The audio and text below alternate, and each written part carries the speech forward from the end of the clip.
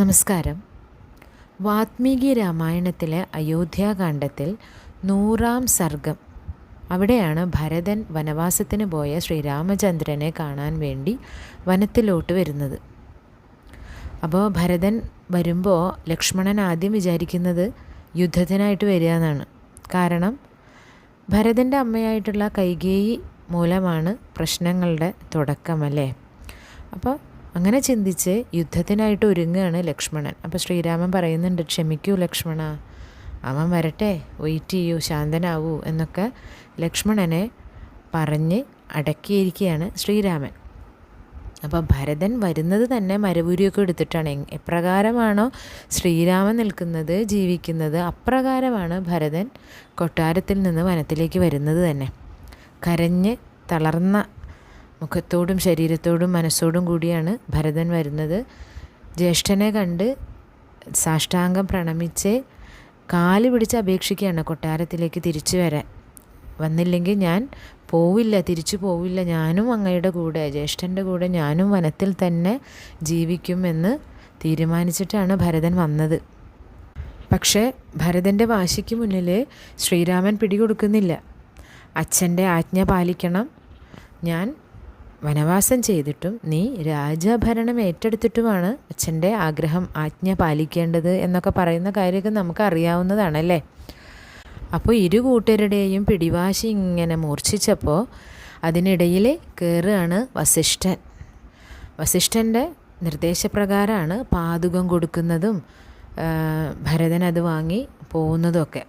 അപ്പോൾ ഈ ഭാഗത്ത് വാത്മീകി രാമായണത്തിലെ ശ്രീരാമൻ ഭരതനെ വളരെ വാത്സല്യപൂർവ്വം മടിയിലിരുത്തി ഉപദേശിക്കുന്നുണ്ട് എന്ന് പറയുന്നുണ്ട്. അപ്പോൾ എന്ന് വെച്ചാൽ അത്രയും വാത്സല്യത്തോടു കൂടി അവർ തമ്മിൽ വലിയ വ്യത്യാസമൊന്നുമില്ല അല്ലേ. ദിവസങ്ങൾ, നിമിഷങ്ങളുടെ വ്യത്യാസമേ ഉള്ളൂ 4 പേരുടെയും ജനനം തമ്മിൽ. പക്ഷേ വളരെ വലിയ ഒരു ജ്യേഷ്ഠൻ്റെ വാത്സല്യത്തോടു കൂടി, സ്നേഹത്തോടു കൂടി ഭരതനെ ഉപദേശിക്കുന്ന ഒരു ഭാഗമുണ്ട്. രാജതന്ത്ര കാര്യങ്ങളും ജീവിത വിജയത്തിൻ്റെ കാര്യങ്ങളും ഒരു നല്ല ഭരണകർത്താവ് എങ്ങനെയായിരിക്കണം എന്ന കാര്യങ്ങളൊക്കെ ഒരുപാട് പറയുന്നുണ്ട്. അതിൽ പറയുന്നൊരു കാര്യമാണ്, ഒരു രാജാവ് കുറച്ച് കാര്യങ്ങൾ വർജിക്കണം. അതേതൊക്കെയാണ്? ഒരു രാജാവ് എന്ന് പറയുമ്പോൾ ഇവിടെ രാജാവ് മാത്രമല്ല, ഒരു സാധകൻ, ഒരു സാധാരണ മർത്യൻ, എല്ലാവരും വർജിക്കേണ്ട കുറച്ച് കാര്യങ്ങളാണ്. അത് ഒന്നിവിടെ നോക്കാമെന്ന് വിചാരിച്ചു. ആ ശ്ലോകത്തിൻ്റെ തുടക്കം ഇങ്ങനെയാണ്: നാസ്തിക്യമനൃതം ക്രോധം പ്രമാദം ദീർഘസൂത്രതാം അദർശനം ജ്ഞാനവതാമാലസ്യം പഞ്ചവൃത്തിതാം. ഇങ്ങനെ പോകുന്നുണ്ട് ശ്ലോകം. അപ്പോൾ ഈ ശ്ലോകത്തിലേക്ക് പോകുന്നതിനേക്കാൾ അതിൻ്റെ അർത്ഥത്തിലേക്ക് പോകാമെന്ന് വിചാരിച്ചപ്പോൾ ആദ്യത്തെ വർജിക്കേണ്ട കാര്യം നാസ്തിക്യം, വിശ്വാസമില്ലായ്മ. അവനവനിലും കൂടെ നിൽക്കുന്നവരിലും മോറൽ വാല്യൂസിലുമൊക്കെ വിശ്വാസം വേണം. എന്നാലേ ഒരു രാജാവ് എന്ന നിലയിലും ഒരു മർത്യൻ എന്ന നിലയിലും കാര്യവിജയവും കാര്യസിദ്ധിയും ലഭിക്കൂ. അപ്പോൾ വർജിക്കേണ്ട ഒന്നാമത്തെ കാര്യം വിശ്വാസമില്ലായ്മ. അടുത്തത് അനൃതം, അതായത് കള്ളത്തരം പറയുക. അത് വർജിക്കേണ്ട ഒരു പ്രധാന കാര്യമാണ്. ചെറിയ ചെറിയ കള്ളത്തരങ്ങളുണ്ട്, വലിയ വലിയ കള്ളത്തരങ്ങളുണ്ട് അല്ലേ. കള്ളത്തരം സത്യത്തിൽ ഒന്നേ ഉള്ളൂ, പക്ഷേ അതിൻ്റെ എഫക്റ്റ് വളരെ വലുതും ചെറുതും ഉണ്ടാവും. അപ്പോൾ ചിലരുണ്ടല്ലേ, ഇപ്പോൾ എവിടെയെങ്കിലും പോകാൻ വേണ്ടിയിട്ട് വരാൻ അവരോട് ആദ്യം നമ്മൾ പറഞ്ഞിരിക്കും. എന്നിട്ട് നമ്മൾ ചോദിക്കുകയാണ് എവിടെ എത്തിയെന്ന് ചോദിക്കുമ്പോൾ ചിലപ്പോൾ വീട്ടിൽ നിന്ന് ഇറങ്ങിയിട്ട് പോലും ഉണ്ടാവില്ല, പക്ഷേ പറയും, എന്താ പറയുക, ഇതാ എത്തി എന്ന് പറയും. വളരെ നിസ്സാരമായിട്ടങ്ങ് പറയും. പക്ഷേ അതുമുതൽ വലിയ വലിയ കള്ളത്തരങ്ങൾ വരെയുണ്ട്. അപ്പോൾ എന്ത് തന്നെയായാലും അനൃതം ഉപേക്ഷിക്കേണ്ട, വർജിക്കേണ്ട ഒന്നാണ്. അടുത്തത് ക്രോധം. അത് വളരെ സാധാരണമായിട്ടുള്ള എല്ലാവർക്കും ഒരുവിധം ഉള്ള ഒരു വർജിക്കേണ്ട ഒന്നായിട്ടുള്ള കാര്യമാണ് ക്രോധം, ദേഷ്യം. അപ്പോൾ ഈ ദേഷ്യം എന്ന് പറയുമ്പോൾ താൽക്കാലികമായിട്ടുള്ള ഭ്രാന്ത് എന്നാണ്, ടെമ്പററി ഇൻസാനിറ്റി. അപ്പോൾ ഭ്രാന്ത് ഒരിക്കലും നല്ലതല്ല അല്ലേ. ബുദ്ധി മറഞ്ഞു പോകും തൽക്കാലത്തേക്കാണെങ്കിലും. അപ്പോൾ അത് വർജിക്കേണ്ട ഒന്നാണ്. അടുത്തത് പ്രമാദം.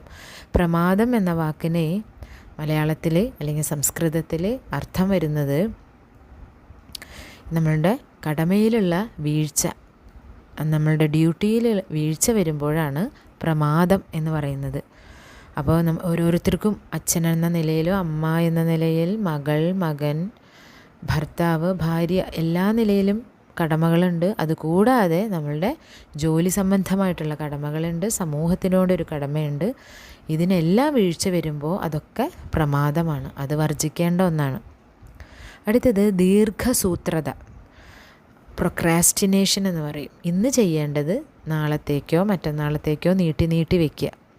അത് ഒരു വിദ്യാർത്ഥി എന്ന നിലയിലും ഒരു രാജാവ് എന്ന നിലയിലും ഒരു സാധകൻ എന്ന നിലയിലും വളരെ അപകടം പിടിച്ചൊരു സ്വഭാവമാണ്. ഇന്ന് ചെയ്യേണ്ടത് ഇന്നലെയോ മിനിഞ്ഞാന്നോ ചെയ്ത് വെക്കേണ്ടതാണ് സത്യത്തിൽ വേണ്ടത്. എന്നാലാണ് ഈ ലോകത്തിൽ വിജയിച്ചവരുടെ കാര്യങ്ങൾ എടുത്ത് നോക്കുമ്പോൾ നമുക്ക് കാണാൻ കഴിയും, അവർക്ക് ആർക്കും പ്രൊക്രാസ്റ്റിനേഷൻ എന്ന ഒരു കാര്യം ഉണ്ടായിട്ടില്ല എന്ന് കാണാം. അപ്പോൾ അതുണ്ടെങ്കിൽ അത് വർജിക്കേണ്ട ഒന്നാണ്. അടുത്തത് അദർശതം ജ്ഞാനവതാം എന്ന് വെച്ചാൽ ചിലവരുണ്ട്, വിവരമുണ്ട്, വിവേകമുണ്ട് എന്ന് കണ്ടു കഴിഞ്ഞാൽ, മറ്റുള്ളവർക്ക് കണ്ടു കഴിഞ്ഞാൽ അവരിൽ നിന്നും അകലം പാലിക്കും, അവരുടെ അടുത്തേക്ക് പോവില്ല. അവരോട് നമ്മളുടെ അവിവേകം, അറിവില്ലായ്മ അങ്ങാനും തുറക്കപ്പെട്ട് കഴിഞ്ഞാൽ, റിവീൽഡായി പോയി കഴിഞ്ഞാൽ എന്തോ കുഴപ്പമാണ്, അല്ലെങ്കിൽ എന്തോ നഷ്ടപ്പെടുകയാണ്, അഭിമാനം നഷ്ടപ്പെടുകയാണ് എന്ന് വിചാരിച്ചിട്ടാണോ, അതായത് ഈഗോ വർക്കൗട്ടായിട്ടാണോ അറിയില്ല, വിവേകികളിൽ നിന്ന് അകലം പാലിക്കുന്നവരുണ്ട്. പക്ഷെ അതൊരിക്കലും ചെയ്യരുത്. വിവേകികളിൽ നിന്ന് അകലം പാലിക്കാതെ അടുപ്പം നമ്മൾ സൂക്ഷിക്കണം. അവരുമായിട്ട് സഹവർത്തിത്വം ആവശ്യമാണ്. അടുത്തത് അലസതയാണ്, ആലസ്യം, മടി, അല്ലേ? അതൊരുപാട് പേർക്കുള്ള കാര്യമാണ്. പക്ഷേ മടി വളരെ അപകടം പിടിച്ച ഒരു ക്വാളിറ്റിയാണ്. അത് തീർച്ചയായിട്ടും അതിനൊരു പ്രത്യേക ഒരു വിവരണത്തിൻ്റെ ആവശ്യം, എക്സ്പ്ലനേഷൻ്റെ ആവശ്യമൊന്നുമില്ല. മടി വർജിക്കേണ്ടതാണ്. അപ്പോൾ വിദ്യാർത്ഥികളോടാണ് ഞാൻ പ്രത്യേകിച്ചും പറയുന്നത്. ഒരു അധ്യാപിക എന്ന നിലയിൽ എനിക്ക് പറയാനുള്ളത് വിദ്യാർത്ഥികളോടാണ്. ഒരു നല്ല രാജാവും ഒരു നല്ല വിദ്യാർത്ഥിയും വർജിക്കേണ്ട കാര്യങ്ങൾ ഏകദേശം ഒന്ന് തന്നെയാണ്. പിന്നെ അടുത്തത് പഞ്ചവൃത്തിത്വമാണ്. അതായത് നമ്മളുടെ പഞ്ചേന്ദ്രിയങ്ങൾ പലതിലും അഡിക്റ്റഡ് ആവാനുള്ള സാധ്യത വളരെ കൂടുതലാണ്, അല്ലേ?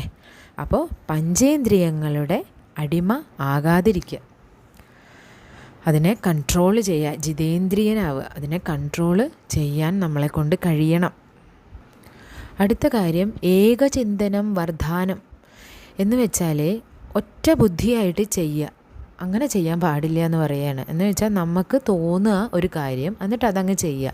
ഒരിക്കലും അങ്ങനെ ചെയ്യാൻ പാടില്ല. എന്ത് ചെയ്യണം? ബുദ്ധിമാന്മാരുമായി, വിവേകമുള്ളവരുമായി, അല്ലെങ്കിൽ എക്സ്പീരിയൻസ്ഡ് ആയിട്ടുള്ള, ആ കാര്യത്തിൽ അറിവുണ്ട് എന്ന് നമുക്ക് തോന്നുന്ന ആൾക്കാരുടെ ഉപദേശം കേൾക്കണം. അതേസമയം വേറൊരു കാര്യം കൂടെ പറയുന്നുണ്ട്. എന്താണ്? തെറ്റായിട്ടുള്ള ആൾക്കാരുടെ അടുത്ത് പോയിട്ട് ഉപദേശം സ്വീകരിക്കരുത്. Selection of people from whom we take advice is very important. ആരിൽ നിന്നാണോ നമ്മൾ ഉപദേശം സ്വീകരിക്കാൻ പോകുന്നത് ആ ആളുകളുടെ സെലക്ഷൻ, തിരഞ്ഞെടുപ്പ് വളരെ പ്രധാനപ്പെട്ട ഒന്നാണ്. അടുത്തത് മന്ത്രസ്യ പരിരക്ഷണം, രഹസ്യത്തിനെ സൂക്ഷിക്കാതിരിക്കുക എന്നുള്ള കാര്യം വർജിക്കണം. സൂക്ഷിക്കേണ്ടതായിട്ടുള്ള രഹസ്യങ്ങളുണ്ട്. ഇപ്പോൾ ഒരു ഉദാഹരണം പറയുകയാണെങ്കിൽ, നമുക്ക് മെഡിറ്റേഷൻ ചെയ്യുമ്പോഴോ അല്ലെങ്കിൽ പ്രാർത്ഥിക്കുമ്പോഴോ എന്തെങ്കിലും ഒരു ദർശനം കിട്ടേ, അങ്ങനെ എന്തെങ്കിലും ഒരു ഡിവൈൻ പ്രസൻസ് നമുക്ക് സംഭവിക്കുകയാണെങ്കിൽ, ഒരു ഉദാഹരണമാണ്, അത് എല്ലാവരോടും വിളിച്ച് പറഞ്ഞ് നടക്കേണ്ട കാര്യമില്ല. അത് ഗോപ്യമായി വെക്കേണ്ട, നമ്മുടെ ഉള്ളിൽ വെക്കേണ്ട കാര്യമാണ്. അതുപോലെ ഒരുപാട് കാര്യങ്ങളുണ്ട്. അത് സൂക്ഷിച്ച് തന്നെ, രഹസ്യമായിട്ട് തന്നെ വെക്കണം.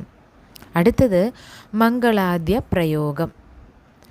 എന്ത് ചെയ്യുമ്പോഴും, എന്ത് തുടങ്ങുമ്പോഴും, എന്തിലൂടെ പോകുമ്പോഴും ഭഗവാനെ ഓർത്തുകൊണ്ട്, മംഗളകാര്യമാണ് ചെയ്യുന്നത്, സംഭവിക്കുന്നത് എന്ന് ഓർത്തുകൊണ്ട് ചെയ്യുക.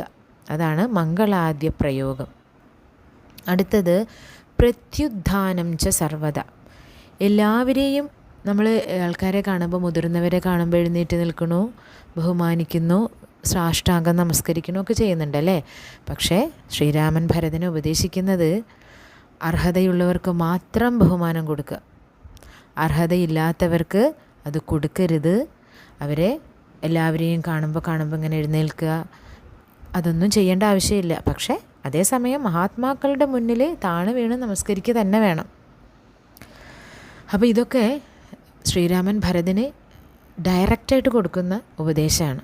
ഒരു കഥ അല്ലെങ്കിൽ ഇതിഹാസങ്ങൾ മുഴുവൻ ഇതുപോലെയുള്ള ഉപദേശങ്ങളാണ്. ചിലത് ഒളിപ്പിച്ച് വെച്ചിട്ടുണ്ടാവും, ചിലത് ഇതുപോലെ തുറന്ന് നമ്മുടെ കൺമുമ്പിൽ തന്നെ രത്നങ്ങളായിട്ട് കിടക്കുന്നുണ്ട്. അപ്പോൾ ഇത് കുട്ടികൾക്കായാലും കേൾക്കാത്തവർക്കായാലും പങ്കുവെക്കാമെന്ന് വിചാരിച്ചവരോട് എല്ലാവർക്കും ഭഗവാന്റെ അനുഗ്രഹം ഉണ്ടാവട്ടെ.